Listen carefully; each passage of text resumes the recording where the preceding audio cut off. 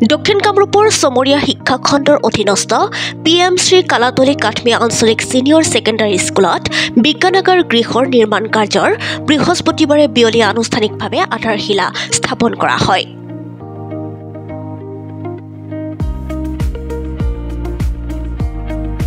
সমগ্ৰ শিক্ষা অসমৰ দ্বাৰা 18,97,000 টকাৰে নিৰ্মাণ কৰিবলৈ লোৱা বিদ্যালয়ৰ নৱম আৰু দশম শ্ৰেণীৰ ছাত্ৰ-ছাত্ৰীৰ এই বিজ্ঞানাগাৰ গৃহ নিৰ্মাণ কাৰ্যৰ শুভাৰম্ভ কৰে মধ্য চৌধুৰীপাম আঞ্চলিক ME মাদ্ৰাছাৰ অৱসৰপ্ৰাপ্ত প্ৰধান শিক্ষক আব্দুল জুব্বাৰে। চমৰীয়া শিক্ষা খণ্ডৰ কনিষ্ঠ অভিযন্তা উৎপল মজুমদাৰে আধৰা আধাৰশিলা অনুষ্ঠানত PM শ্ৰী কালাতলী কাঠমিয়া আঞ্চলিক ছিনিয়ৰ ছেকেণ্ডাৰী স্কুলৰ পৰিচালনা আৰু উন্নয়ন সমিতিৰ সভাপতি আমিন মইনুল হক, স্থানীয় গাঁও প্ৰধান আবু শামা আহমেদ প্ৰমুখ্যে বিদ্যালয় পৰিচালনা আৰু উন্নয়ন সমিতিৰ সদস্যকে ধৰি স্কুলৰ শিক্ষক শিক্ষয়িত্ৰীসকল উপস্থিত থাকে। এটা শুভ দিন কালাতলী কাঠমিয়া আঞ্চলিক ছিনিয়ৰ ছেকেণ্ডাৰী স্কুলৰ কাৰণে সমগ্ৰ শিক্ষা অসমৰ দ্বাৰা ছায়েন্স লেবৰ এটা আবণ্টিত ধন মুকলি কৰি দিছে।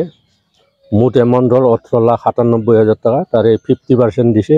আৰু এই কামটোৰ আধাৰশিলা ইয়াৰে স্থানীয় অৱসৰপ্ৰাপ্ত শিক্ষক আব্দুল জব্বৰ ছাৰে শুভ উদ্বোধন কৰে আৰু তেখেতক মই এই চেগতে বহুত ধন্যবাদ জনাইছোঁ এই শুভ মুহূৰ্তটো উদ্বোধন কৰাৰ কাৰণে।